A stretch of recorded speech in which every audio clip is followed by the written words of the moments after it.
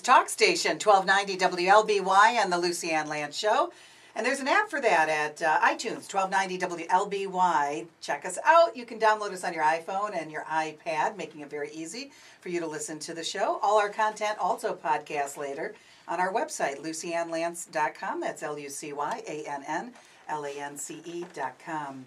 Coming up, our nonprofit spotlight, Pam Smith from the United Way of Washtenaw County will talk about the new Human Services Data Portal. Also, we have our events this week from the Ann Arbor Observer.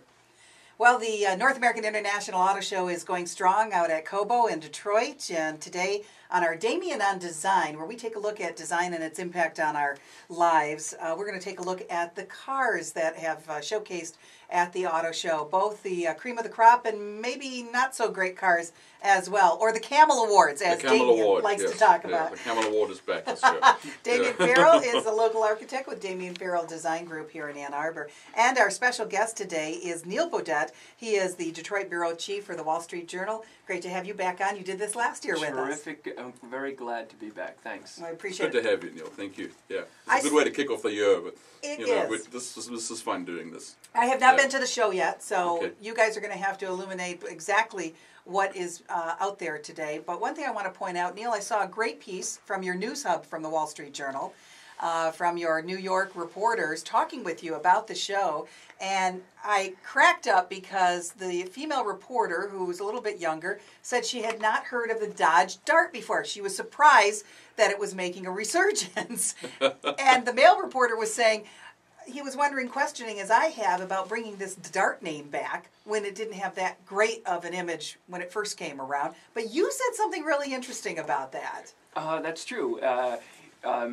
People of a certain age, like mine, I'm 50, remember the old Dodge Dart from the 70s, and it was not the best car on the road back then. And they brought the name back. They're using the Dart for a totally new car, has nothing to do with the old one. And they're hoping to get younger buyers, and the thing is that these younger buyers, people under 30, they don't know the old car. They have no association. So somebody my age might think Dodge Dart, oh, I remember, my friend had one in high school or something, and it was a piece of junk.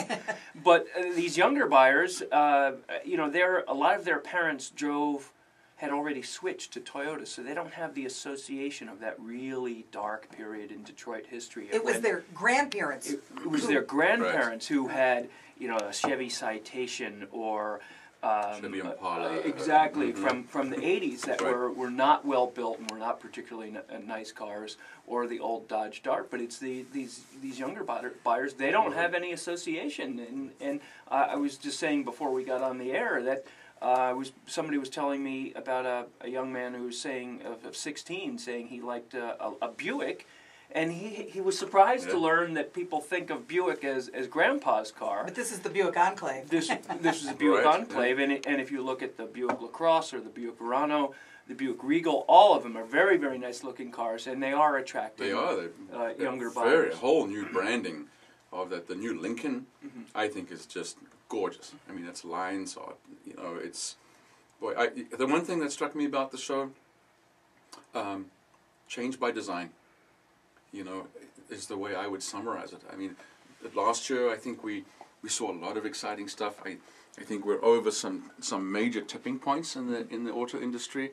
I had a great time. I loved it. I think, and the tipping point I'm referring to, of course, is hybrid electric cars and so on. The launch of 7 new cars, I think, at this year's show.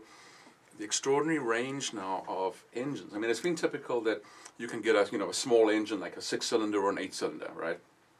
And then it's trim packages.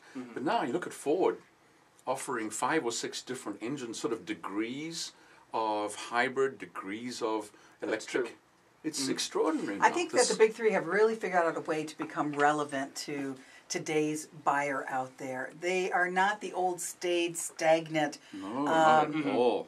Auto companies that we remember. Yeah. Very much so. I can remember back in about 2005, there was a researcher at the University of Michigan, their Transportation Research Institute, did a study, and he concluded that the big three would be more profitable if they made more fuel-efficient vehicles. Now, the management of those three companies at the time was very different than they are today. And there was actually a backlash, and he was kind of not exactly blackballed, but they didn't want to cooperate too much with him. But what he wrote back then in 2005 is very much coming true. Ford and GM in particular have done a very good job at improving fuel efficiency, and they are more profitable, and they're making more money on cars. Now, of course, there was bankruptcy for GM and a lot of restructuring for Ford, but they are finding people look at fuel efficiency, and if you make a car that gets good mileage, they kind of equate that with quality. Well, it must be put together well to be able to go 38 miles on a gallon of gas, and people think it's well made and it looks good and it gets good gas mileage. They'll pay you a little bit more to get that, and that's helping them out a lot. All right, let's talk about some of the cars that you guys like and the ones that you don't like that are debuting at the North American International Auto Show. On Damian on Design today with Damian Farrell from Damian Farrell Design Group and Neal Boudette, Detroit Bureau Chief for the Wall Street Journal. Neal, I'm going to start with you, and maybe we'll just go back and forth on the various vehicles here. What's your favorite?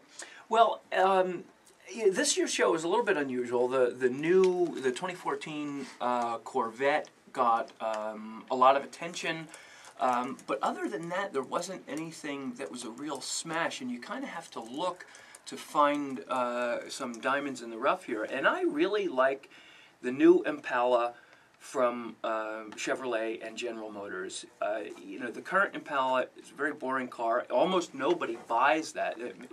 It's about 80% of the ones they make are sold to rental car fleets.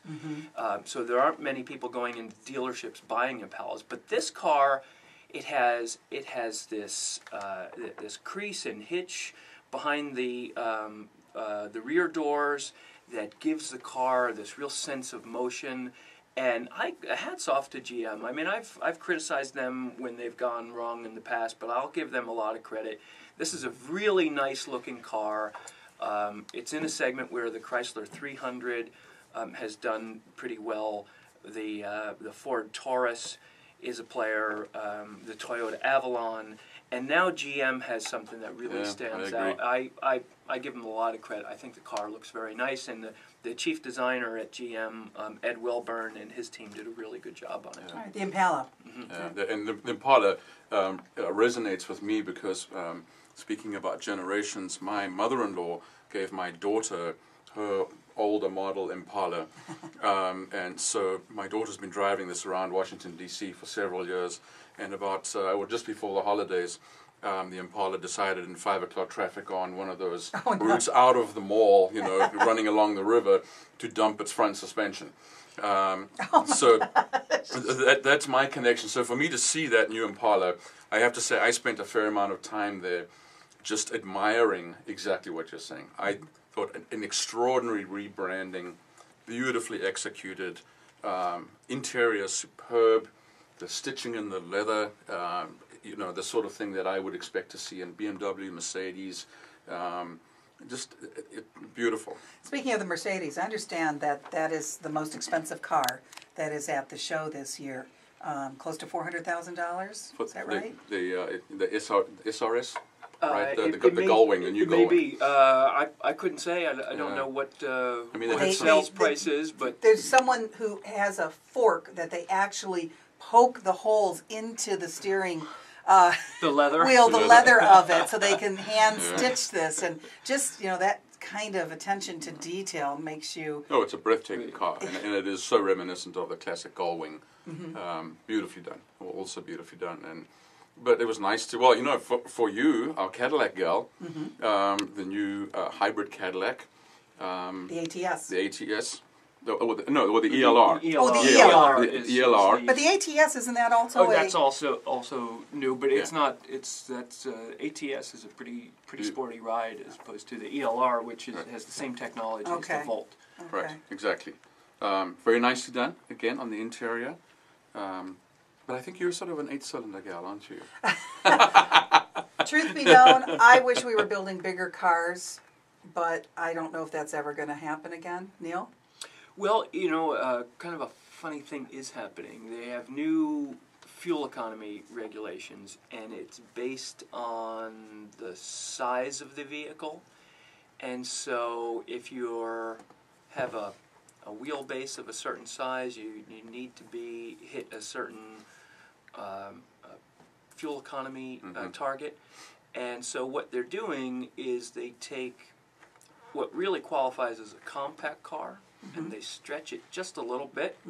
So for the fuel economy regulations, it qualifies as a mid-size car, but it would be a small mid-size car. Right. A large, compact, small, mid-size. So it's smallish, but it has to hit the fuel economy targets for a larger vehicle. So they are growing. The cars are starting to grow a little bit. Not a dramatic amount, but they are growing a little bit. What does that do to design when you have those kinds of restrictions put on you by the government as far as the fuel economy? I don't know that I wouldn't say it's had a negative effect, because I think the other thing that's happened, even with our larger engine, because obviously there's still a buying market. I mean, you look at like the Suburban.